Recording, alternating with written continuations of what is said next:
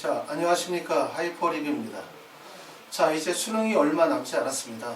그래서 수험생들도 그렇고 부모님들도 그렇고 다 이제 불안한 상태에서 우리가 수능 시험을 잘 보기를 다 기원하고 계실 것 같아요. 제가 수능 시험 전이라고 말씀을 드리는 거는 뭐냐면, 지금 제가 이제 동영상을 촬영하는 시점, 정식 컨설팅에서 설명을 드리는 시점은 우리가 수능 시험 보기 전에 여러분들이 미리 알고 계셔야 되는 점들에 대해서 말씀을 드리려고 해요. 자, 수능 시험을 보고 난 다음에 이제 몇 차례 동영상을 더 올리게 될 텐데, 그때는 이제 수능 시험 결과를 토대로 해서 수능 성적을 분석을 한다든가, 실질적으로 원서 지원을 하기 위해서 우리가 어떻게 해서 똑같은 점수에서 좀 더 나은 대학을 지원할 수 있는지에 대해서 설명을 드린다면, 지금은 수능 시험 전이기 때문에 여러분들이 수능 시험 전에 알고 계셔야 되는 사항에 대해서 좀 말씀을 드리려고 합니다.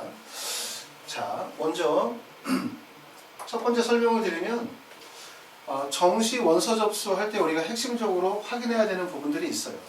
자, 정시는 뭐냐면 여기 나와 있는 것처럼 정시는 해마다 다른 입시다 라고 얘기했어요. 정시는 해마다 다른 입시다. 다시 말해서 우리가 여러분들이 수능 시험을 보고 난 다음에 원서 접수를 하게 되어질 때 여러분들이 모두 자료로 삼는 것들은 전년도 입시 결과를 토대로 해서 실제 몇 점이 어느 정도 대학을 갈 수 있을지, 또 그런 것들을 가지고서 이제 각 입시기관에서 제공하는 입시 자료를 바탕으로 해서 지원 가능에 대한 것들을 우리가 고려하잖아요. 그렇죠? 그런데 실제 그 전년도의 입시의 결과라는 거나 아니면 입시기관에서 제공하는 입시의 자료, 또 합격 가능 추정치라고 하는 부분들은 대부분 다 추정치이고 참고 자료일 뿐이지 실제 그것이 적중할 수 없다는 거예요. 왜 그게 적중할 수 없냐 하면, 첫 번째는 정시는 수능의 응시자가 바뀌어요. 아시는 것처럼 우리가 2019학년도에 비해서 2020학년도에 수능의 응시자가 대폭 감소했고, 전체적으로 봤을 때 한 7.7%의 인원 변동이 발생이 된 거죠. 그 얘기는 뭐냐면 학생 수는 7.7% 급감하게 되어지고, 그리고 모집 인원은 대학의 모집 인원은 큰 변화가 없다면, 그건 결국 2019학년도와 2020학년도의 입시를 동일한 관점에서 평가할 수 없겠죠. 그렇죠? 인원이 많이 줄었기 때문에. 그렇죠? 그 다음에 두 번째는 뭐냐면 수능 영역별 난이도와 그 다음에 구간 비율에 대한 변화가 발생될 수 있다는 거예요. 우리가 아시는 것처럼 수능이 이렇게 항상, 수능이라는 시험이 정시에서 왜 이렇게 전년도에는 국어가 어려웠다, 올해는 수학이 어려웠다 해서 항상 이렇게 이제 평가원에서 수능 시험을 제출하게 되어질 때, 수능 시험을 내게 될 때, 또 부모님들이 거기에 대해서 이제 왜 이렇게 변별력이 확보가 되어지면서 수능 시험의 난이도가 들쑥날쑥하냐 라고 해서 항의를 많이 하게 되고, 거기에 따라서 이제 시험의 난이도 조절을 잘 못했다, 아니면 시험의 문제 조절을 잘 못했다, 이런 것들에 대해서 이제 나중에 사과하는 경우들도 있어요. 왜 이런 일이 자꾸 발생이 되어지냐 하면, 제 개인적인 생각에서는 수능이라고 하는 것이 단지 우리가 정시에서만 활용이 되어지는 목적으로 쓰이게 되어지면 결국 변별력 있는 난이도 있는 문제, 시험 문제를 통해 가지고 학생들의 원서 지원을 돕겠지만, 이 수능이라는 것은 수시에서도 활용이 되잖아요. 그렇죠? 수시에서는 이게 뭐로 활용이 됩니까? 아시는 것처럼 등급으로 활용이 되어지는 거고, 우리가 수시에서 수능을 등급으로 활용하는 목적들은 뭐냐면, 정시에서 이것을 표준점수 100분의 1로 활용을 하다 보니까 점수 경쟁이 되게 치열해지다 보니까 결국 수능이라는 점수를 수시에서는 등급으로 활용함으로 인해서 수능의 영향력을 약화시키자라고 하는 취지로 있기 때문에, 결국은 수능이라는 이 시험은 수시에서는 등급으로, 그 다음에 정시에서는 표준점수가 100분의 1로 활용이 되어지다 보니까 결국 두 가지를 다 충족시키거나 양립하기가 사실 어려운 거예요. 그러다 보니까 수능 시험 자체는 항상 정시에서는 변별력이 확보가 되어지면 원서 지원이 이루어질 수 있기 때문에 항상 어떤 시험이 어려워지거나 쉬워지거나 같은 이런 변동수가 되게 많다는 거예요. 그렇기 때문에 작년에 예를 들어서 국어 같은 과목이나 아니면 일부 과목에 있어서 난이도 조절에 실패했다, 시험이 상당히 어렵다, 어떤 과목이 쉬웠다면 올해도 마찬가지로 똑같은 일이 벌어질 거예요. 여러분 모두가 평가할 때 시험이 대체적으로 모든 과목이 균일하고 평이했다라고 하는 시험은 나올 수가 없어요. 왜냐하면 그렇게 해서는 정시에서 원서 지원이 이루어질 수가 없기 때문에. 그러므로 올해도 마찬가지로 수능이 변별력이 발생이 되어질 수밖에 없다는 거죠. 그렇기 때문에 작년의 수능과 올해의 수능을 똑같은 수능으로, 작년의 수능 점수를 올해의 수능 점수로 똑같이 적용을 시킬 수가 없다는 거죠.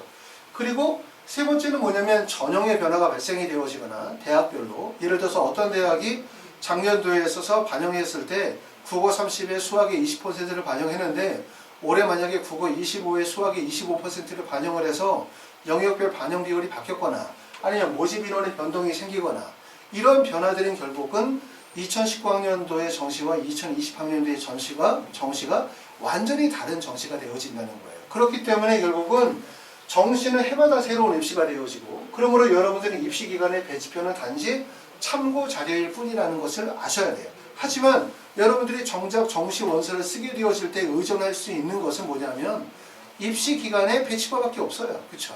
그렇기 때문에 학교 선생님들도 학원 선생님들도 모든 사람들이 바라보는 건 컴퓨터에 떠 있는 그 자료만을 믿고 자료만을 신봉하면서 원서 지원을 한다는 거죠. 그렇기 때문에 다시 뒤집어서 생각을 하면 무슨 말이냐면 모든 사람들이 알고 있고 모든 사람들이 믿고 있는 정보는 결국은 허구라는 거예요. 빈틈이 많고 그 안에 전략이 들어갈 수 있다는 거죠. 왜냐하면 모든 사람들이 다 오른쪽으로 가는 길이 올바른 길이라고 생각한다면 반드시 왼쪽으로 갈 수 있는 길에서 뭔가 기회가 발생이 되어질 수 있다는 것도 이해하실 필요가 있어요. 그렇기 때문에 지금 말씀드리는 건 뭐냐면 우리가 원서 지원을 하게 되어질 때 유명한 인터넷 사이트에서 우리가 어떻게 원서 지원의 추정치를 내냐.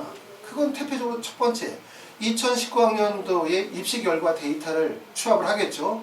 그렇죠? 대교육으로부터 받아서 데이터를 취합하고 그 다음에 두 번째는 2019학년도의 대학별 모집 전형과 모집 인원을 대략적으로 집어넣고 그 다음에 올해 수능 시험 봤었던 입시의 결과들을 추정치를 같이 집어넣어서 하나의 데이터를 만들고 그러고 난 다음에 거기에다가 학생들이 이제 모의 지원을 하겠죠. 수능 시험 끝나고 나면 어떤 사이트에 들어가서 뭐 몇 점이면 어느 대학을 갈 수 있어 이런 모의 지원을 하죠. 그럼 모의 지원하는 데이터들을 다 모아가지고 학생들의 추정치를 잡아나가는 거예요. 그러니까 결국은 학생들은 자기가 돈을 내고 모의 지원하면서 자기의 정보를 파는 꼴이죠. 그럼 입시관에서 그 학생들이 점수대에서 지원하려고 하는 경향들을 가지고서 추정치를 만들어 나가고 그러다 보니까 결국 입시기관에서 만드는 인터넷에서 만드는 입시기관의 데이터는 수능 원서 최종적 접수까지 계속해서 바뀌게 되죠. 그래서 원서 지원을 처음에 수능 딱 시험 보고 이 점이면 어느 대학 갈 수 있지 딱 넣어봤더니 거기서 합격이라고 뜨는 거예요. 80% 합격. 근데 그러고 난 다음에 원서 접수 기간이 점점 다가오면 80% 합격이 아니라 이제는 추가 합격 가능성 80%.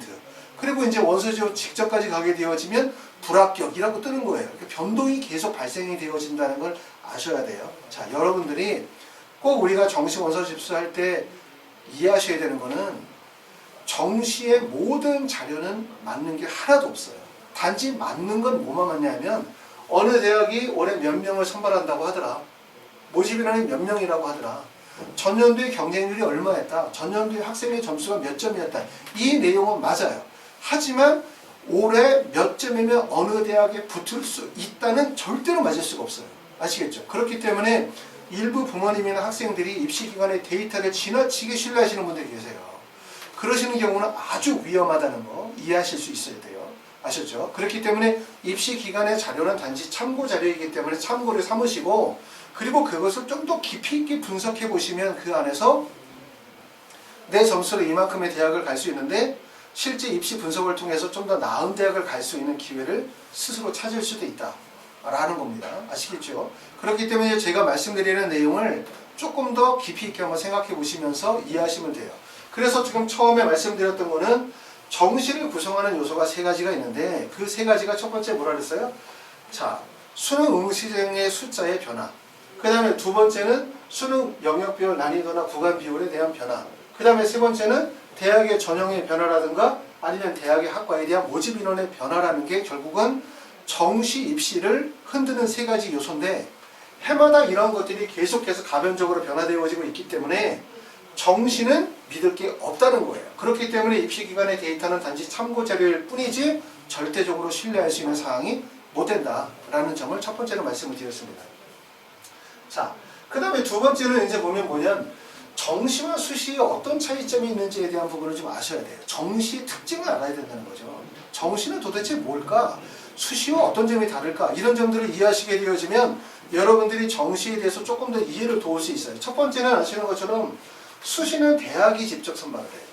하지만 정시는 대학이 선발하는 것이 아니라 지원자들끼리의 경쟁이죠. 수시는 우리가 어떤 게 있습니까? 학생부 교과 전형이 있어요.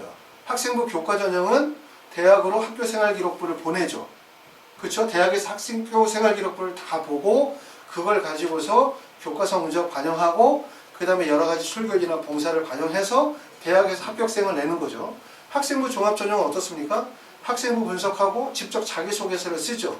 자소서 쓰고 그러고 난 다음에 1단계 합격하고 나면 다시 면접을 통해서 결국은 대학에서 합격생을 다 가린다는 거예요.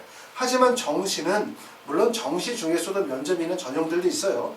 하지만 정시의 대부분의 전형이 수능 100% 전형이라고 한다면 여러분이 수능 시험을 보고 난 다음에 대학의 원서를 쓸 필요도 없고 대학에 직접 대학에 찾아갈 이유도 없어요. 그냥 수능 시험 보시고 난 다음에 성적표 나오면 그걸 가지고서 바로 집에서 원서 접수 그냥 하시면 되는 거죠. 그렇기 때문에 정시는 학생들끼리의 경쟁이라는 거예요. 수시는 대학에서 직접 선발한다. 정시는 대학에서 선발하는 것이 아니라 학생들끼리의 경쟁을 통해서 합격자가 선발되어지는 거예요. 이러다 보니까 어떤 문제가 생기냐면 어떤 특징이 있냐면 수시는 학생부 교과 종합 논술 전형 또는 특기자 전형으로 전형이 세분화되어지죠. 대학마다 전형이 기본적으로 학생부 교과와 학생부 종합 전형 두 개로 나눠져 있거나 아니면 논술까지 있으면 3개 전형 거기에다가 예를 들어서 적성이나 특기자 전형까지 하게 되면 4개, 5개 전형 거기다 고른기의 전형이나 그쵸 아시는 것처럼 농어촌이나 고른기 같은 전형들이 나면 전형이 6개, 7개 전형까지도 나눠져요. 그쵸 전형이 세분화되어지죠. 하지만 정시는 대부분 그냥 수능 100% 전형이에요. 물론 정시도 수능 전형도 있고 정시 내에서도 학생부 교과나 종합 전형도 있고 기획윤등 전형도 있어요. 하지만 정시에서는 수능 100% 전형이 차지하는 비율이 워낙 높기 때문에 간단히 말하면 정시는 하나, 그 다음에 수시는 예를 들어서 3개다 이렇게 볼 수 있는 거죠. 그러다 보면 어떤 문제가 발생이 되어질 수 있어요? 결국은 추합의 발생률이 높아지게 되는 거죠. 왜냐하면 정시는 전형 자체가 하나다 보니까 결국 연결되면서 이동률이 되게 높아지는 거예요. 그러므로 결국은 수시에 비해서 정시의 추합률이 상당히 높게 발생이 되어질 수밖에 없다. 이 점이 특징이 되는 거고 수시는 일반적으로 원서 지원을 하게 되어질 때 대학에서 직접 학생을 뽑기 때문에 상향 지원이 불가능하죠. 왜냐하면 내가 내신 성적이 3.5등급이야. 근데 나는 서울대학교에 원서를 써. 붙기 어렵죠. 물론 3.5등급의 내신 성적에서도 서울대를 붙을 수 있는 학교들이 있어요. 그렇죠? 요즘 학참 문제가 되어지는 것처럼 학교 프로파일에 아주 우수한 과학고나 용재고 학생들 중에서는 붙을 수 있는 가능성도 있어요. 근데 만약에 일반기 고등학교 학생이라고 생각하면 여러분들이 보편적으로 생각할 때 상향 지원이죠. 원서 지원하는 사람 있을까요? 없어요. 수시는 안 된다는 게 알거든요. 왜 안 되냐면 내가 성적으로 상향 지원해서 내신이 3.5등급에서 서울대로 원서를 쓰면 대학에서 직접 학생을 선발하기 때문에 붙을 가능성이 없다는 걸 알아요. 그러므로 수시의 원서 지원은 대부분 다 안정과 적정 지원 중심으로 이루어져요. 상향이라 하더라도 합격 가능성이 어느 정도 있을 거라고 판단되어지는 근거에서 상향이 이루어지죠. 하지만 정시는 다르다는 거예요. 정시는 뭐가 다르냐면 적정 상향이 이루어지는 거는 수시와 다르지 않아요. 그런데 정시는 재수가 있다는 거예요. 재수. 재수라는 건 뭐냐면 나는 평상시에 의대를 가려고 목표했어. 의대를. 그리고 의대에 갈 수 있는 점수가 나왔어요. 전년도 기준으로 내 점수가 만약에 한 410점 정도에 만약에 의대를 간다면 평상시 모의고사 시험을 볼 때 나는 410점 정도가 나왔는데 수능 전날 배가 아팠어. 그래서 수능 시험을 못 봤어. 내 점수가 360점이야. 원서 지원의 의미가 없잖아요. 그렇죠? 360점 가지고 원서 지원을 하면 서울과학기술대에 원서를 써야 된다고 가정을 하면 의대 갈 학생이 서울과기대에 원서를 쓸 이유가 없는 거죠? 그럼 이런 학생들은 어떻게 되냐면 재수를 목적으로 두겠죠? 그러면서 원서 지원 3개를 어떻게 돼요? 상향 지원을 하게 되는 거예요. 재수의 목적으로. 그러면 그거는 결국은 무모한 상향 지원이 된다는 거죠. 그래서 이게 결국은 정시가 가지고 있는 수시와 다른 차이점. 다시 말하면 수시는 대부분의 원서 지원이 적정 상향, 상향이라 하더라도 합격 가능성을 내포한 상향이지만 정시 지원은 대부분 적정 상향 지원 있지만 그 다음에는 결국은 뭐냐면 추가 합격을 고려한 또는 재수를 고려한 무모한 경쟁 지원이 원서 지원이 상당히 많이 이루어진다는 거예요. 특히 서울대 같은 경우도 그렇고 의치 한의대 같은 경우도 실제 지원하는 학생들 예를 들어서 경쟁률이 5대1이다. 그럼 5대1 중에 최소한 한두 명 정도 약 20에서 40% 정도는 허수 지원이 다량으로 몰려들어 있어요. 그래서 수시와 정시의 차이점이 이러한 결국 재수를 염두에 둔 이러한 무모한 원서 지원이 많이 이루어진다는 점도 하나의 특징이라고 볼 수 있어요. 또 하나는 뭐냐면 수시는 대부분 다 우리가 원서 지원을 하게 되어질 때 지원학과에 대한 전공 적합성을 많이 고려하죠. 학생부 교과 전형이라 하더라도 사실상 그냥 원서를 대부분 쓰다보다는 학과와 연관성을 고려해서 원서를 쓰시는 경우들이 많고 학생부 종합 전형은 더더욱 그렇죠. 자기소개서도 써야 되고 고등학교 1학년, 2학년 과정에서 지원 학과에 대한 방향성을 다 잡고 진행해야 하다 보니까 결국 학생부 종합 전형은 갑자기 원서 쓰기 직전에 학과를 바꾸는 경우들은 없다고 봐야 되겠죠. 내가 평상시에 생명공학자를 꿈꾸었는데 원서 지원 직전에 내가 예를 들어서 뭐 생태 환경, 보건 환경으로 원서를 쓸 수 있다. 이건 쓸 수 있어요. 그렇죠? 자소서를 급히 바꾸면 되니까. 근데 평상시에 생명공학과를 꿈꾸던 학생이 어느 날 갑자기 천체물리학과를 원서를 쓴다든가 이런 경우는 불가능하죠. 왜냐하면 전공 적합성이 나오지 않으니까. 하지만 정시는 어떻습니까? 원서 직전에, 그렇죠? 원서 접수 마감 직전에 본인이 학과를 바꿀 수가 있죠. 그렇기 때문에 이거는 변동폭이 되게 많으므로 예측이 불가능하다는 거예요. 이해되시죠? 그 다음에 그러다 보니까 우리가 수시 같은 경우는 여러분들이 원서 지원을 하게 되었을 때 뭐를 기반으로 원서를 쓰게 되었냐면 본인이 가지고 있는 학생부의 교과 성적, 그 다음에 수상 경력, 동아리 활동 등등 해서 전공 적합성인 학업적 우수성, 거기에다가 수능 체제가 있는 경우들은 모의고사 성적을 기반으로 해서 내가 수능 성적이 어느 정도 충족이 되어질까, 이 요소를 바탕으로 해서 지원 대학을 결정을 하죠. 하지만 정시는 어떻게 했습니까? 이런 것들이 필요가 없고 정시는 단지 수능 성적 하나의 요소만 가지고 무엇을 기반으로 여러분들이 알고 있는 인터넷에 있는 여러 입시기관들이 제공하는 정보들을 토대로 해서 원서 지원을 하게 되죠. 그렇죠? 하지만 아까 말씀드렸죠. 이런 입시기관에서 제시하는 여러 가지 입시 데이터들은 겉으로 볼 때는 되게 신뢰감이 있고 실제 100%인 것처럼 보지만 아까 제가 말씀을 드렸었던 것처럼 맞을 수가 있다 없다? 맞을 수가 없는 거예요. 도저히. 그렇죠? 그렇기 때문에 여러분들이 배치표를 절대적으로 신뢰하고 원서를 쓰게 된다면 어떤 결과가 나오냐면 첫 번째는 합격을 해서 아주 좋아해서 대학을 갔더니 실제 나보다 훨씬 더 성적이 낮은 애들이 대학을 합격한 거죠. 같은 대학을. 대학 다닐 맛이 안 나죠. 두 번째는 안정지원이라고 생각하고 안정지원을 했는데 학생들이 과도하게 몰려서 불합격하는 사례들이 발생이 되어지는 거예요. 다시 말하면 내 성적보다 대부분 낮추어서 대학 들어가는 게 결국 배치표 기간이거든요. 입시기관들이 항상 이런 얘기를 해요. 우리 사이트에서 실제 대학 합격률이 90%다. 떨어지면 환불 처리한다. 그 얘기 무슨 얘기입니까? 제시하고 있는 지표 자체가 안정지원의 목적을 두고 있다는 거예요. 아시겠죠? 하지만 우리는 원서 지원을 몇 번에? 3번 하는 거죠. 그러면 가나다군에 3번 하게 되어지면 모두 다 안정지원을 합니까? 아니죠. 안정지원도 하게 되고 그리고 상향지원도 하게 되는 거죠. 맞죠? 우리가 입시에서 가장 성공적인 입시는 뭐라고 할 수 있냐면 결국 추가 합격으로 붙어야 돼요. 왜냐하면 추가 합격으로 붙어야만 내 성적 때보다 좀 더 나은 대학을 가는 것이니까. 여러분들이 입시 컨설팅을 받거나 아니면 돈을 주고 정보를 사가지고 원서 쓰는 목적이 내 성적대에서 가장 낮은 대학을 가기 위한 것이 아니잖아요. 여러분이 컨설팅을 하는 목적이 적정 지원을 하기 위해서 하는 게 아니잖아요. 여러분이 비용을 들여서 컨설팅을 하는 목적이 누구나 다 알고 있는 입시 정보를 나도 한번 확인해 보자고 하는 게 아니잖아요. 그렇죠? 아시죠? 그렇기 때문에 우리가 정시에 컨설팅을 하고 정시에서 우리가 뭔가 승부를 보려고 하는 이유들은 바로 어디에 있냐면 내 성적 때보다 조금 더 나은 대학을 갈 수 있는 방법을 찾기 위한 거예요. 그러면 어떻게 하셔야 되냐면 다른 모든 사람들이 알고 있는 기본적인 정보를 우리가 참고 자료로 삼되 그 정보들이 가지고 있는 문제점들, 그 정보들이 가지고 있는 오류를 찾아내는 것, 또 일반적인 사람들이 가지고 있는 생각에 그 반대의 이면을 생각하시는 게 되게 좋아요. 아시겠죠? 자, 그럼 여기에 하나의 데이터를 봐요. 이건 뭐냐면 고려대학교의 전년도에 합격생들의 점수 편차폭이에요. 자, 이거를 보시면 우리가 뭘 알 수 있냐면 봅시다.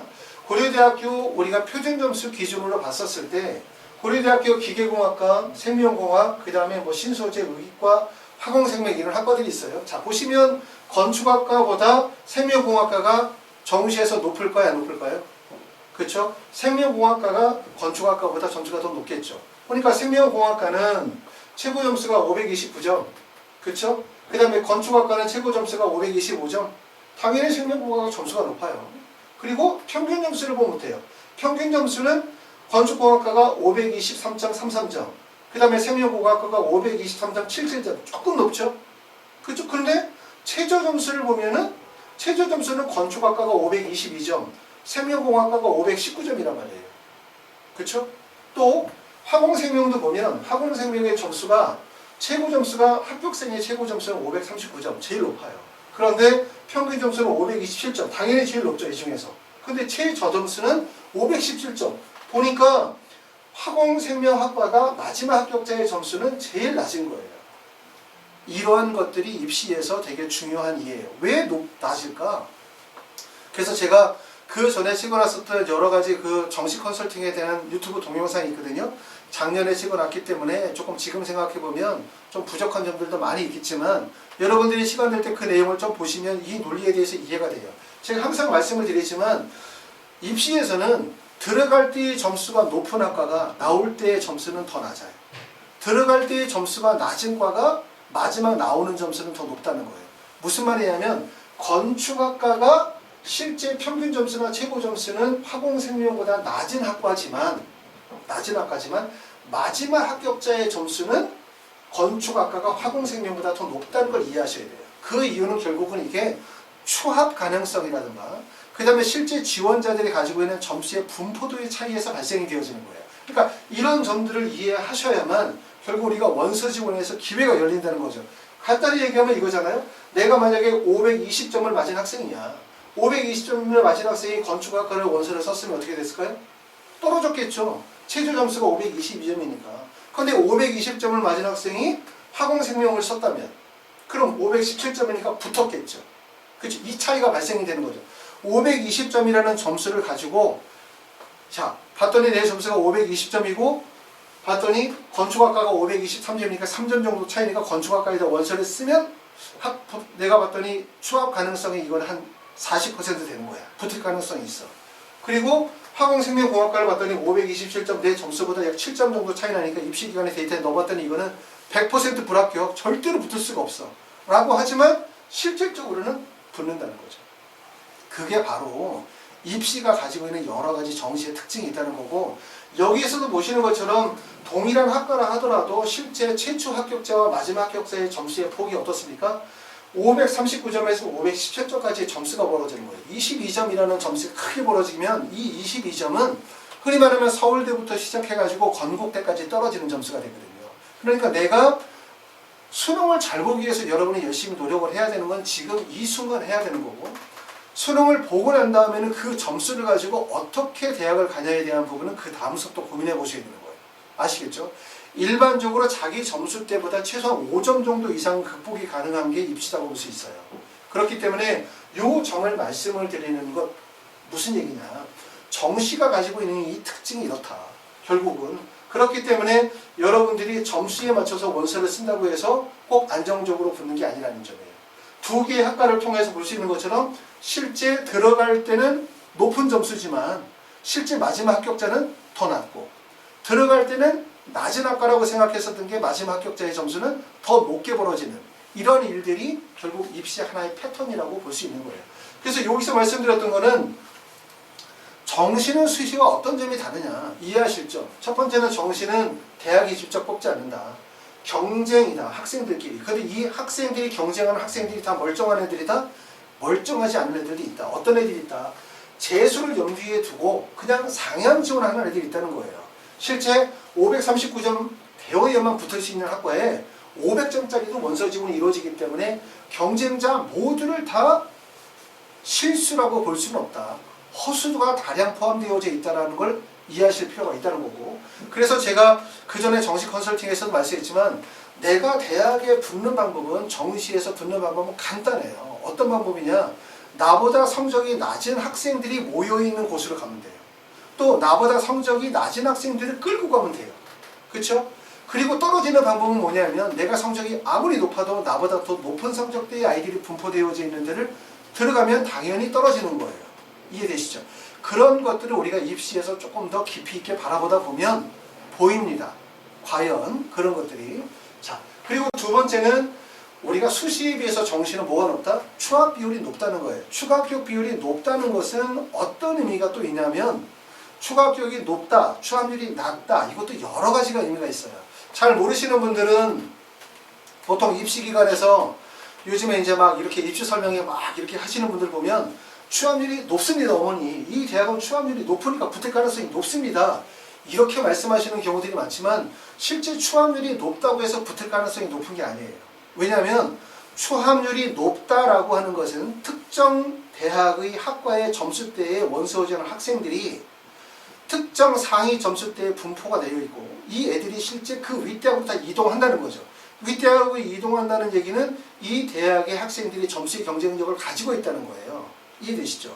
그렇기 때문에 내가 만약에 요 밑에 정도의 점수대를 가지고 있다면 위에서 아무리 추합이 200%, 300%, 500%가 돌아도 절대로 내 차례가 돌아오지 않아요. 이해되세요? 만약에 점수가 539점이 커트라인인데 내 점수가 538점이다. 추합률이 높으면 돌아와야 하나요? 돌아오는 거예요. 하지만 539점인데 내 점수가 만약에 539점에서 점수 차이가 좀 5점 정도 떨어진 530, 예를 들어서 4점이다. 이러면 추합률이 아무리 돌아도 절대로 몰려들지 않아요. 왜? 추합률이 높다는 것은 나만 알고 있는 사실인가? 아니죠. 다른 학생들도 추합률이 높다는 걸 알죠. 우리는 추합률이 높으면 뭐라고 생각합니까? 합격 가능성이 높다고 생각해요. 그러니까 결국은 추합률이 높다는 것은 다른 학생들이 원서 지원을 적극적으로 하게 하는 유인책이 되는 거예요. 그렇기 때문에 아까 좀 전에 말씀드렸던 건 그런 것들은 결국은 나보다 높은 성적대의 아이들이 과밀되어져 있는 공간에 내가 들어가는 거예요. 불합격할 가능성이 높다는 거예요. 추합률이 낮다는 건 어떤 거예요? 추합률이 낮다는 것은 추가 합격 가능성이 없다는 거죠. 추가 합격 가능성이 없다는 것은 그냥 없는 거죠. 근데 뒤집어 생각하면 어떻습니까? 추가 가능성이 없다는 것은 실제 추가 합격을 의도하는 학생들이 원서 지원을 꺼리게 되겠죠. 만약에 내가 지원한 학과가 539점인데 추가 합격 가능성이 0%야. 그럼 나 539점인 학과에 원서 지원을 하려고 하는데 추가 합격 가능성이 0%고 내가 만약에 내 점수가 538점이에요. 1점 차이가 나요. 내가 원서 지원을 할 수 있을까요? 없을까요? 못하겠죠. 나와 비슷한 점수를 가지는 학생들이 원서 지원하기 어렵겠죠. 추합 가능성이 없으니까. 또 539점이라는 점수가 워낙 높다 보니까 539점도 못할걸요? 아마 540점 정도 돼야 원서를 할 수 있다는 거예요. 그런데 내가 만약에 점수가 530점이야. 그럼 나는 붙을 수 있을까요? 없을까요?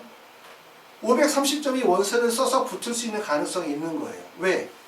그럼 이 학과에 원서를 쓰는 애들은 추합 가능성이 없다는 얘기는 540, 539점인 학생들이 쓸 수 있지만 538, 537, 536 쓸 수 있어요? 없어요? 원서 지원 못하는 거죠. 못하고 결과적으로 이게 추합이 조그만 추합이 돌면 결국은 어디까지 떨어진다? 나에게까지 떨어지는 거예요. 그래서 아까 얘기했었던 것처럼 들어갈 때의 높은 점수가 대학이 실제로는 마지막 합격자의 점수는 훨씬 더 낮다.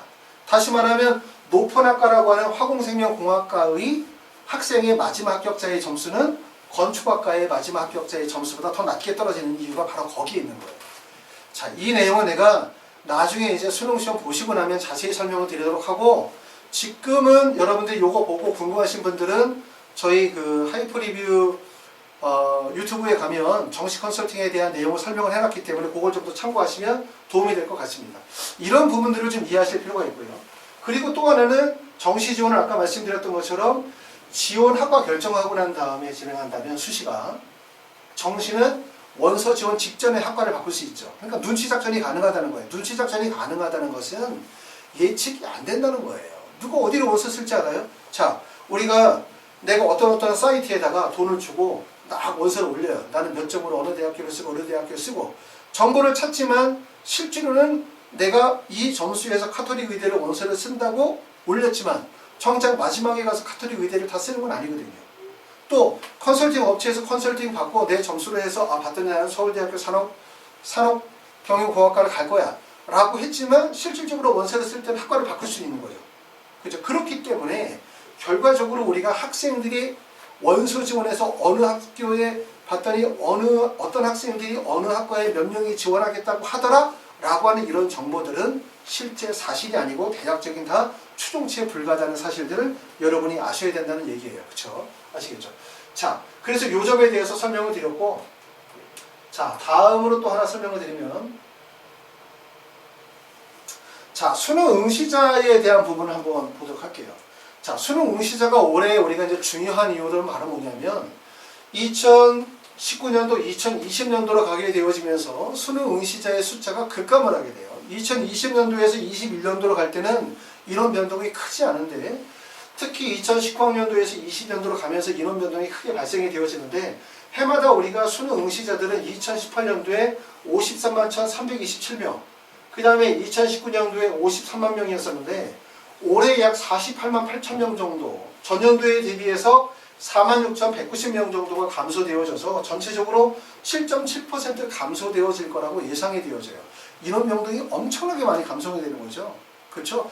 전체 학생들 중에서 약 7%, 8%의 인원수가 줄어든다는 것은 입시 자체의 판도가 바뀐다는 거예요. 그러니까 전년도의 추정치만을 가지고서 우리가 들이댈 수는 없어요. 그렇죠? 그리고 이게 7.7%의 인원을 준다는 게 전국의 모든 대학에 적용이 되어지는 것도 아니잖아요. 그렇죠? 내가 지원하는 학과에서는 비례 인원이 늘 수도 있는 거고 또 내가 지원하는 학과에서는 7.7% 이상으로 학생들의 경쟁력이 다운될 가능성도 있고 그리고 올해 수능이 어느 점수대에서 과밀되느냐에 따라서 결국 학생들이 지원하거나 쏠리는 학교들의 경향이 바뀔 수 있기 때문에 전체적인 입시 판도는 의미가 없어요. 항상 우리가 수능 시험 끝나고 나면 입시 전문가들이라는 분들이 이제 나오죠. 막 뉴스에 나와서 뭐 올해 입시는 어떠셨고 뭐 이렇게 막 분석을 해요. 하지만 그 분석했었던 내용과 최종적으로 입시의 판도를 보면은 판이하게 달라요. 처음에 얘기는 그럴듯하게 하지만 실제 마지막 결과가 맞는 사람이 없어요. 그렇죠? 자, 그래서 이런 인원 변동이 발생이 되어지는데 올해는 재수생이 어느 정도 되냐? 재수생의 숫자를 봤더니 최종 수능 시험에 응시한 학생들을 보면 2017년도에 22.2%, 2018년도에 23.2%, 2019년도에 24.5%, 해마다 재수생의 비율이 1%씩 올라가고 있어요. 올해는 약 25.7% 정도 될 거라고 예상을 하는데 그 이유는 최초 응시자, 이건 바로 뭐냐면 수능 시험을 응시한 학생들의 숫자예요. 2019년도에 수능 시험을 응시한 학생의 숫자가 59만 4,914명이었는데 실제 수능 시험을 본 사람은 53만 명 정도가 본 거예요. 그렇죠? 그러니까 전체 이 중에서 한 6만 명 정도는 미결시라는 거죠. 그리고 올해 최초 응시한 학생의 숫자가 54만 8,734명인데 여기서 재수생의 비율이 25.9% 정도 되거든요. 그러니까 올해 전년도와 다르게 2020학년도가 재수생의 비율이 가장 높은 한 해가 될 가능성이 높아요. 한 25% 이상이 되어질 거고 그리고 내년도에는 더 늘어날 가능성이 높죠. 왜냐하면 올해 정부에서 이제 정시 비율을 좀 더 늘리겠다라고 했기 때문에 인원이 조금 더 늘어날 거라고 생각하지만 사실 입시라는 것은 수시가 가지고 있는 여러 가지 문제점도 참 많죠. 그렇죠? 그리고 또 수시가 가지고 있는 장점들 되게 많거든요. 정시도 마찬가지로 장점과 단점들이 다 있기 때문에 정시가 해결책이다, 수시가 100% 해결책이다 이렇게 볼 수는 없을 것 같아요. 하지만 단지 우리가 수시의 비율들이 너무나 지금 높아요. 올해 2020학년도에 수시 비율이 77.2% 정도 되어지다 보니까 최고치죠.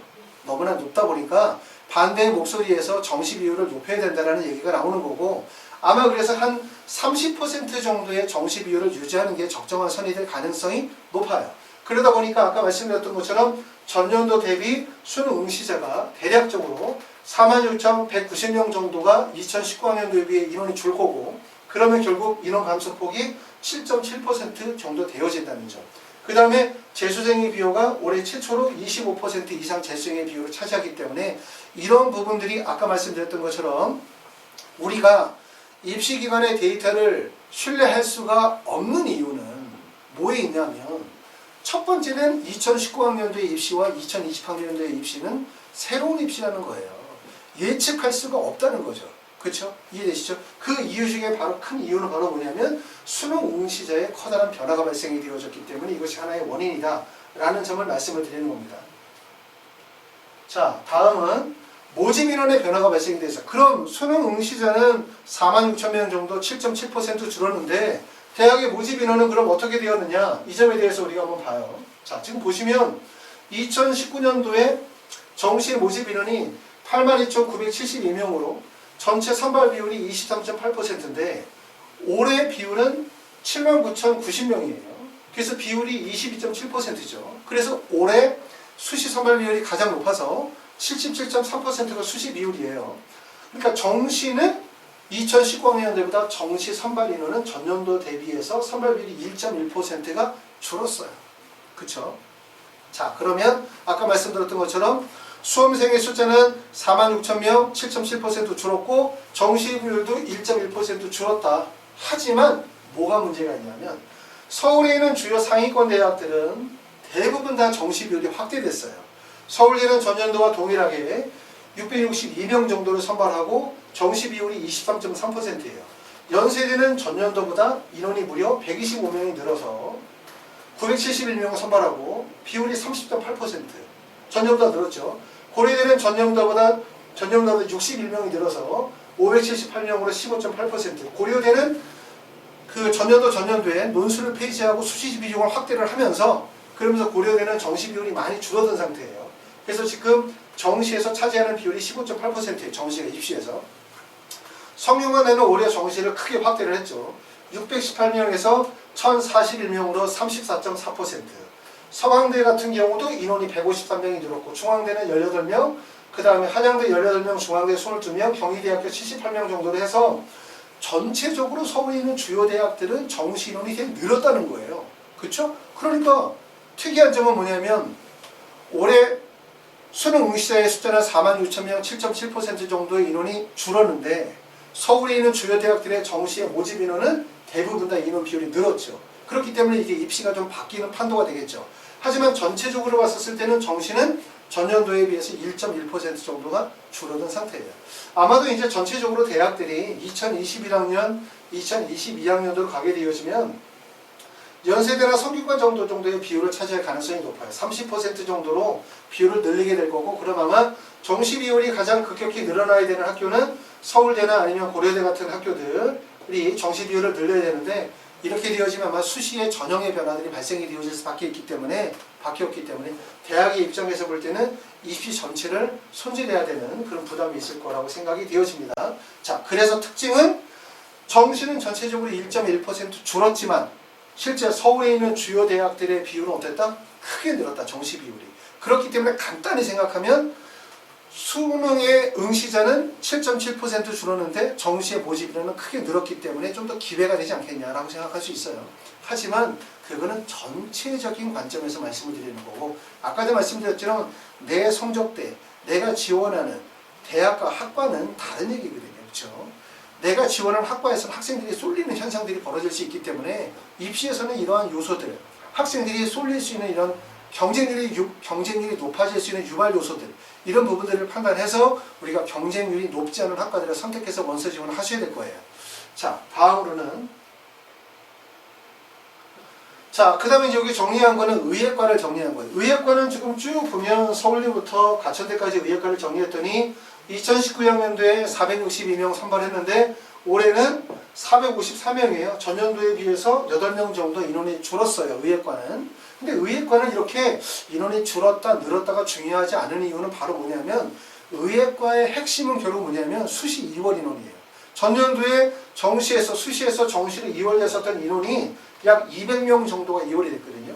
지금 보시면 2020학년도에 정시 모집 인원은 1093명, 비율로 보면 약 37.3% 정도가 돼요. 전체로 봤었을 때 의예과 모집 인원이 3,000명이 채 안 되기 때문에 37.4%인데 2019학년도에는 1,095명으로 약 2명 정도 인원이 줄었어요. 이 인원도 집계하는 기관에 따라서 약간 좀 차이가 있어요. 정원회를 어떻게 보느냐에 따라서 차이가 있기 때문에 혹시라도 어디서 봤더니 1,093명이 아니라 1,095명이라고 하더라.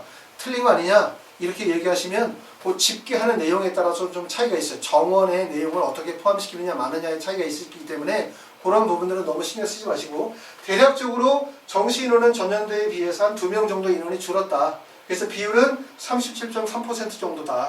정시에서 선발하는 비율이. 그러니까 나머지는 다 수시에서 선발한다는 얘기죠. 그런데 의예과에서 핵심은 아까도 얘기했었던 것처럼 2019학년도를 보면 1095명이 우리가 최초 모집 인원이었는데, 여기다가 수시 이원 인원이 무려 211명이 수시에서 선발을 못하고 정시로 넘어온 인원이에요. 그 인원들이 결합이 되니까 1306명이 됐고, 이 인원은 결국 비율이 44.6%이기 때문에 최초의 선발 비율 37.4%에서 44.6%로 정시의 선발 비율이 크게 올라가겠죠. 그렇기 때문에 정시 의예과는 특히 뭐가 제일 중요하냐면, 입시에서 여러분들이 판단할 때 제일 중요한 요소는 결국 수시에서 정시로 얼만큼의 인원이 넘어오느냐에 대한 부분이 제일 중요한 거예요. 그러므로 의예과에 원서 지원을 하시려고 하시는 분들은 대부분 다 어떤 원서를 써야 되냐면, 의예과에 원서 지원을, 의치 한의대에 원서를 쓰려고 하시는 분들은 대부분 다 수시 발표 나고 수시 다 등록하고, 그러고 난 다음에 수시에서 정시로 넘어가는 이원이 확정이 되어지는 그 시기, 그리고 거기서부터 시작해서 원서 접수 직전까지 진행이 되는 약 5일 정도의 그 기간 동안에 원서 지원을 결정하셔야 되기 때문에 사실상 시간이 되게 촉박하다, 이렇게 볼 수 있어요. 그러므로 의대 정시에서 제일 중요한 부분들은 수시 이원 인원이 얼마나 발생이 되어지느냐, 또 대학마다 어느 정도 인원의 변동성이 생기느냐에 대한 부분이 원서 지원에 되게 중요한 요소라고 말씀을 드릴 수가 있습니다. 자, 그러면 이제 수능이라는 걸 한번 또 생각을 해봐요. 자, 과연 수능이라는 것은 올해 어떻게 시험 문제가 나올까? 뭐 올해 시험 보는 거 뻔하죠. 어떤 과목은 쉽고 어떤 과목은 어렵겠죠. 근데 수능이라는 시험은 항상 어려운 시험이죠. 여러분들이 평상시에 6월, 9월 아무리 시험을 잘 봤다 하더라도 실제 수능을 보게 되면 부담감이 크기 때문에, 그 부담이 큰 시험에서 시험을 잘 본다라고 하는 건 많은 준비도 필요하고, 그 상태의 여러 가지 뭐 정신적이거나 육체적인 상태나 컨디션도 되게 중요하기 때문에 사실 불안합니다. 우리가 어떻게 시험을 볼지는. 그런데 더 불안하게 만드는 이유는 바로 뭐냐면, 수능 시험은 잘 봐도 못 봐도 어렵다는 거예요. 그렇죠? 자, 2019년도와 2018년도의 수능 시험의 결과를 우리가 한번 생각을 해봐요. 자, 2019년도는 대표적으로 여러분들이 아시는 것처럼 국어가 난이도가 상당히 높았어요. 그래서 국어의 원점수가 84점이 1등급 컷이었죠. 그렇죠? 그 다음에 2018년도에는 94점이 원점수였어요. 그러니까 2018년도에 94점이 1등급이었는데 2019년도에는 84점이 1등급이었기 때문에 결국은 국어의 난이도가 입시의 전반적인 부분들을 결국 결정지었다고 볼 수 있어요. 이거는 문과뿐만 아니라 뭐 자연계, 의예과도 마찬가지로 국어의 중요성이 상당히 부각이 되어졌었던 거라고 볼 수 있고요. 그 다음에 수리 가형을 보면 2019년도에는 92점, 2018년도에는 92점으로 큰 변화는 없고, 그 다음에 표준 점수와 비율에서도 큰 변화는 없어요. 그렇기 때문에 수리 가형은 2018, 2019 넘어오면서 난이도에 큰 차이가 발생이 되어지지 않았다. 하지만 올해는 어떻게 될지 모르죠. 자, 수리 나용을 보면 2019년도에는 88점이 1등급이었고 2018년도에는 92점이 1등급이었어요. 그렇기 때문에 2019년도가 더 어려웠다고 볼 수 있고, 2019년도의 1등급의 비율은 5.38%, 2019년도에는 18년도에는 92점이 얹었음에도 불구하고 비율은 7.68%였어요. 그렇죠? 그렇기 때문에 당연히 2019년도가 조금 더 어려웠다고 볼 수 있고요.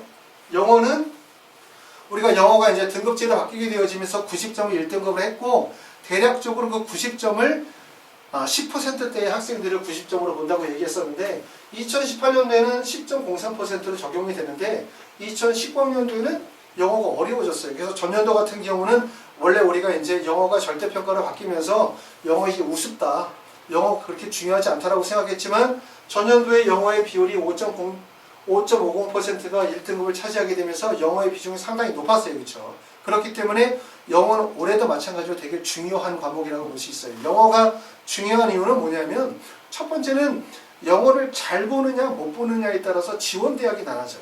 그러니까 영어를 잘 봤었을 때 지원할 수 있는 대학이 있고, 영어를 못 봤었을 때 지원할 수 있는 대학이 줄어드는 거예요. 영어를 잘 보면 10개 대학을 예를 들면 10개 대학에 다 지원할 수 있지만 영어를 못 보면 그 중에서 4개 대학만 지원해야 돼요. 영어의 반영 비율이 낮거나 영어가 결정력이 적은 학교를 지원해야 되기 때문에 결과적으로 영어도 되게 중요한 과목이라는 점을 꼭 아셔야 돼요. 생명과학을 보면 생명과학은 2019년도에 44점이 원점수 1등급이고 표현점수가 67점, 비율이 4.98%였는데 2018년도에는 45점이 1등급이고 표현점수가 64점이었고 100분위 비율이 얼마예요? 7.52%였었죠. 그러니까 결과적으로 비율은 뭐냐면 성적을 잘 본다 못 본다 하더라도 이렇게 1등급의 비율이 높아지게 되어지면 불리할 수밖에 없는 거죠. 자, 사회문화도 마찬가지로 원점수가 48점이었어요. 전년도에는 사회문제가 쉽게 시험 문제가 출제된 거죠. 그러니까 나는 원래 사회문화에 되게 강점이 있어. 나는 사회문화를 되게 좋아해. 해서 나는 사회문화를 만약에 48점 맞아가지고 1등급을 맞았지만 문제는 뭐냐면 48점에 1등급을 맞았다 하더라도 시험 자체가 쉽다 보니까 표준점수 자체가 높지 않고 그리고 학생들의 비율이 10.17%가 되다 보니까 결국 과목 선택을 잘못한 꼴이 되는 거예요. 이해되시죠?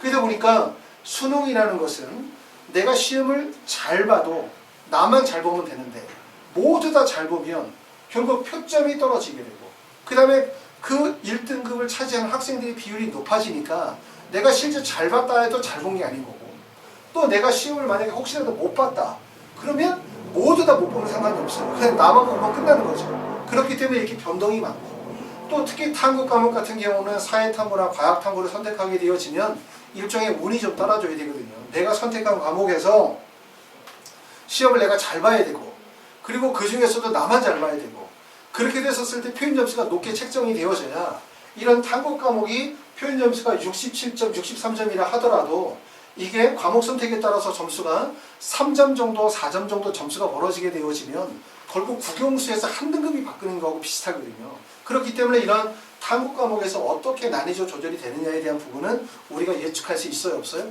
없죠. 그렇죠. 그렇기 때문에 사실은 정시라는 부분들은 수능이라는 부분들은 운이 좀 따라줘야 돼요. 이 부분은 하여튼 여러분들이 열심히 공부하고 있으니까 여러분들이 열심히 공부하고 소원하는 것만큼 좋은 점수가 날 거다. 일단 이렇게 믿음을 갖고 수능 시험을 잘 보기를 바라요. 잘 볼 때 다 잘 보면 안 되고 나만 잘 봐야 돼요. 아시겠죠? 그래야만 높은 표점이 나오고 비율이 나오겠죠. 자, 그러면 이제 여러분들이 수능 시험을 내가 봤어 이제. 그러고 나면 여러분들이 제일 먼저 하는 건 뭐냐면 내 수능 성적을 토대로 해서 내가 이번에 수시 원서 지원했는데 1차 발표가 나죠. 대부분 11월 15일에 1차 발표가 나면 뭐 대학 면접도 있고 논술도 있고 과연 내가 면접이나 논술을 보러 가야 돼 말아야 돼를 결정을 하게 되어질 때 우리가 생각하는 건 첫 번째는 등급이죠. 등급. 내 등급을 통해서 대학 결정을 해야 되는 경우들은 아시는 것처럼 학생부 종합 전형도 있고 아니면은 논술 전형에서는 수능 등급을 통해서 최저가 있는 경우들은 등급으로 활용을 해야 되고 그 다음에 예를 들어서 학생부 종합 전형 중에서 수능 최저가 없는 거 있어요. 그런 경우들은 내 전체적인 점수, 표준 점수나 100분의 1을 활용을 해서 내가 과연 정시에서 어떻게 대학을 갈 수 있을지에 대한 부분을 판단하셔야 돼요. 그렇죠? 이것도 나중에 이제 여러분들이 수능 시험 보고 난 다음에 이런 걸 뭐냐면 가채점 컨설팅이라고 해요. 가채점 컨설팅. 가채점 컨설팅은 대부분 전화로 상담을 하게 되어지는데 수능 시험 보시고 난 다음에 이 점수로 내가 이 대학의 면접을 보러 가야 할지 논술을 보러 가야 할지 이 점수로 정시에서 어느 정도 대학을 갈지 이런 부분들이 궁금하시면 전화 주시면 가채점 컨설팅을 전화로 해드리게 됩니다.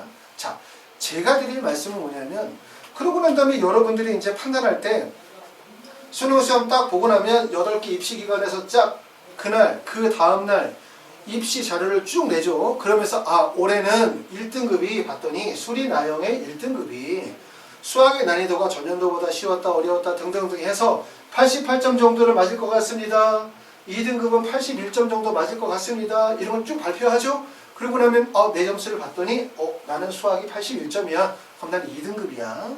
국어를 봤더니 뭐 예를 들어서 87점인데 2등급이야. 그럼 2등급 2개를 맞았으니까 수능 최저가 되겠구나. 논술 시험을 보러 가야지. 이렇게 판단하잖아요. 그런데 제가 말씀드리는 건 실제 전년도에 8개 입시기관이 수능 시험을 하고 난 이후에 가채점한 결과를 토대로 해서 예상 등급을 냈는데 실제 적중한 비율이 26%밖에 되지 않아요. 그렇죠? 적중한 비율이 20%밖에 되지 않아요. 그리고 더 안 좋은 거는 뭐냐면 지금 보시는 것처럼 수리 나영의 1등급이 진학사 88, 종로 88, 이투스 88, UA 84, 비상 88, 메가 88, 대상 88 모두 다 맞췄어요. 제 생각으로는 각 기관이 다 이런 자료들을 데이터 분석하는 게 아니라 다른 기관의 데이터를 따라가는 거죠. 욕먹기 싫으니까. 한마디로 얘기하면. 그리고 난 다음에 2등급은 어떻습니까? 다 틀렸어요. 2등급은 무려 평가원에서는 최종적으로 발표한 게 1등급 88이 2등급 84인데 모든 기관에서 80과 81 정도의 점수를 냈죠. 그럼 점수 차이가 3점에서 4점까지 점수가 벌어진 거죠. 그럼 이걸 보면 어떤 느낌이 드냐? 아까 얘기했던 것처럼 입시 기관에서 내는 데이터라는 것 자체가 정말 얘네들이 오랜 데이터 분석을 통해서 자기들만의 독자적인 데이터베이스를 구축을 해서 실제 점수를 만들어내는 것이 아니라 다른 기관에 만드는, 만약에 어떤 기관에서 88점인 것 같아 라고 하면 같이 가는 거죠. 일종의 단합이죠. 담합. 그쵸? 담합. 2등급도 다 틀렸어요. 3등급은 72, 72, 70 해서 조금 다르지만 결국 다 틀렸어요. 4등급의 종로가 59점에서 59점을 맞췄어요. 4등급 맞춰봤자 의미 없잖아요. 그렇죠? 우리가 수능 체제가 필요로 하는 거는 논술이나 학생부 종합 전형이고 대부분 필요로 하는 부분은 결국은 1, 2등급 또는 3등급까지의 점수 아니겠습니까? 핵심이 우리가 가장 관심 있는 과목이 2등급인데 2등급은 모듈이 틀렸다는 거예요.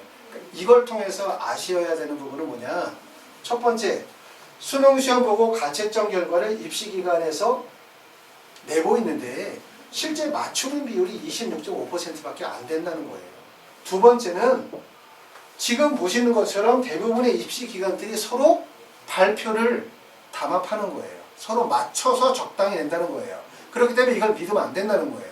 아시겠죠? 그렇기 때문에 여러분들이 만약에 내가 수능 시험을 봤는데 내 점수가 만약에 내 점수가 모든 입시기관에서 81점이라고 얘기를 했는데 내 점수가 80점이야. 수능 체제에 충족이 안 됐어. 그래도 어떻게 해야 된다? 시험을 보러 가야 돼요. 왜냐하면 이렇게 크게 차이가 발생이 되어지는 경우들이 있기 때문에. 물론 여기서 보여지는 거는 실제 평가원의 점수가 입시기관에서 제출했었던 성적보다 발표했던 것보다 높은 경우였지만 간혹은 입시기관에서는 우리가 얘기할 때 81점 정도가 되었다고 얘기하지만 최종적 평가에서 발표한 점수가 80점인 경우도 있어요. 그렇기 때문에 여러분들이 수능 시험 보시고 내가 대학별고사를 보러 가야 될지 말아야 될지에 대한 수능 체조 유무에 대한 판단에 대한 부분은 내가 혹시라도 성적이 조금 못 치지 못한다 하더라도 이런 변동폭이 클 수 있기 때문에 꼭 대학별고사에 참여하시는 게 좋다는 거예요. 그래서 결론은 뭐냐? 기본적인 이러한 수능 채점, 수능 이게 저거잖아요. 1등급부터 9등급을 나누는 거 아니에요? 1등급부터 9등급? 1등급부터 9등급을 나누는 예상 등급도 못 맞추는데 사실 저 위에 있는 대학교부터 전국에 있는 200여 개의 대학, 그 수많은 학과 모든 점수를 입시기관에서 맞춘다는 게 말이 됩니까? 도저히 말이 안 되는 거죠. 그렇죠? 그렇기 때문에 이걸 통해서 여러분들이 아셔야 되는 건 뭐냐면 입시기관에서 이러한 결국 전년도 데이터, 올해 학생들 모집인원의 변동, 그 다음에 수능의 난이도를 통해 가지고 지원 가능한 배치표를 만들어 준다는 것은 그들이 어떤 이유로 만들 간에 그걸 우리가 참고해서 원서 지원의 기본 자료로 삼기 때문에 감사할 일이에요. 그렇죠? 그게 있기 때문에 우리가 대략적으로 어디 원서를 쓸 수 있겠다는 추정치를 만들어낼 수 있으니까. 그런데 하지 말아야 되는 건 뭐냐면 인터넷에서 여러분들이 보고 있는 모든 정보가 사실이라고 믿으시면 절대로 안 된다는 거예요. 아시겠어요? 그렇기 때문에 그거는 단지 뭐로만 하려고 한다? 참고 자료로만 해야 되고 모든 사람들이 바라보는 그 곳이 아니라 내가 다른 곳을 바라볼 수 있어야 돼요. 아셨죠? 모든 사람들이 손을 뻗어서 미칠 수 있다고 생각하는 거리는 모든 사람들이 손을 뻗는 거리예요. 그렇죠? 그렇게 생각을 하시면서 자기만의 입시의 전략을 세우시는 것이 되게 중요하다는 말씀을 드리고 있습니다. 자, 정식 컨설팅은 지난번에도 말씀을 드렸지만 지금은 수능 전입니다. 여러분들이 이제 수능 시험을 보시고 나면 12월 4일날 되면 수능 성적이 발표가 돼요. 그러고 나면 12월 10일이 되면 수시 합격자 발표가 되겠죠. 그러고 나면 대부분 이때부터 컨설팅을 진행을 하겠고 그 다음에 컨설팅이 가장 집중되는 시기는 아까 말씀드렸던 것처럼 정시 모집 인원이 확정되는 그 시기부터 원서 지원 직전까지 이 시기가 가장 핵심이라고 볼 수 있습니다. 하이퍼리뷰에서 컨설팅을 하는 시기는 정시 원서 접수 기간에는 컨설팅을 진행을 하진 않아요. 원서 접수 직전까지죠. 그러면 기간이라고 봤을 때는 우리가 여기서부터 여기까지의 기간이 가장 핵심이라고 볼 수 있어요. 대략적으로 12월 20일부터 시작해서 12월 26일 사이가 핵심이라고 볼 수 있고, 그래서 우리가 사전에 이제 전년도에 많은 분들이 컨설팅을 의뢰하셨는데 한 100분 정도만 해서 컨설팅을 진행할 생각을 가지고 있고, 만약에 컨설팅을 예약하시는 분들은 대부분 이 기간 내에 원서 접수로 컨설팅을 진행할 수 있도록 그렇게 할 겁니다. 자, 지금은 컨설팅을 예약하시는 기간이고, 혹시라도 예약하시고 수능 시험 봤더니 너무 시험을 잘 본 거야. 컨설팅이 필요가 없어. 그러시면 말씀 주시면 환불해 드리고요. 자, 수시 발표가 났는데 수시에서 합격을 했어. 그러시면 말씀 주시면 예약하셨던 금액은 다 환불이 돼요. 그리고 내가 만약에 컨설팅을 진행하시겠다. 그러면 수능 시험 보시고 난 다음에 어떻게 진행을 하냐면, 수능 보시고 날짜 정해서 그때 오셔가지고 상담을 하면 자료 찾고 데이터 분석하면서 그걸 가지고 말씀을 나눠야 되는데, 그렇게 되면 그냥 엑셀에 떠 있는 거 가지고 어디 됩니까 어디 안 됩니까 이 얘기하는 거잖아요. 그렇게 하면 의미가 없어요, 컨설팅 자체가. 그래서 저희가 컨설팅을 하는 방법은, 첫 번째는 수능 시험 끝나고 난 다음에 먼저 성적표 보내주시면 그걸 가지고 자료를 다 정리해서 부모님께 보내드리고 전화로 먼저 상담을 해요. 그러면 학생의 성적대에서 지원 가능한 대학들이 결정이 되죠. 이 학생이 지원한 가능한 대학과 학과들에 대한 부분들이 요약이 된단 말이에요. 그러고 난 다음에 마지막에 방문하셔서 진행하는 거는 최종적으로 가나다 군배열, 그 다음에 상영이나 추합에 대한 계획, 결과적으로 이제 이때까지 쭉 진행이 되어지고 나면 그 해에 2020학년도에 정시의 판도, 그 다음에 원서 지원의 흐름, 이런 전략들이 다 묻어나겠죠. 그렇죠? 또 컨설팅을 하시는 분들도 이때부터 쭉 컨설팅을 진행을 하다 보면 어떻게 돼요? 능숙해지게 되고 이제 눈이 밝아지겠죠. 그렇기 때문에 이제 뒤쪽으로 가면 갈수록 컨설팅의 적중률이라든가 그 해의 입시 흐름을 올바르게 파악할 수 있는 능력이 생기는 거예요. 아시겠죠? 그런 식으로 해서 먼저 사전에 전화 상담을 하고 난 다음에 방문 상담 진행하게 되고, 그 다음에 이제 지금 원서 접수를 미리 컨설팅을 예약하지 않으시는 분들, 나중에 하시는 분들은 그때는 그렇게 할 시간적인 여유가 없기 때문에 대부분 그런 분들은 그냥 방문 상담으로 바로 진행을 하게 돼요. 사전에 전화 상담하고 자료 정리해서 이렇게 하기가 어렵기 때문에, 만약에 이제 여러분들이 뭐 12월 12 이후로 넘어가서 컨설팅을 신청을 한다 그러면 수능 성적 보내주시고 방문하시면 미리 자료 분석해 놨다가 그걸 바탕으로 설명을 바로 드리도록 그렇게 할 겁니다. 그렇기 때문에 가능하면 미리 좀 예약하셔가지고 진행을 하시면 좋을 것 같습니다. 자, 지금까지 말씀드렸었던 얘기는 뭐냐면, 데이터의 오리와 함정, 정시라고 하는 것이 특징이 있더라. 어떤 특징이 있더라? 우리는 정시 원서 쓸 때 뭐에 의존하여? 뭐 인터넷에 어떤 업체, 뭐 입시 컨설팅 어떤 업체가 있는데 거기가 다 맞더라고 하더라. 이런 말씀 많이 하세요. 다 맞죠.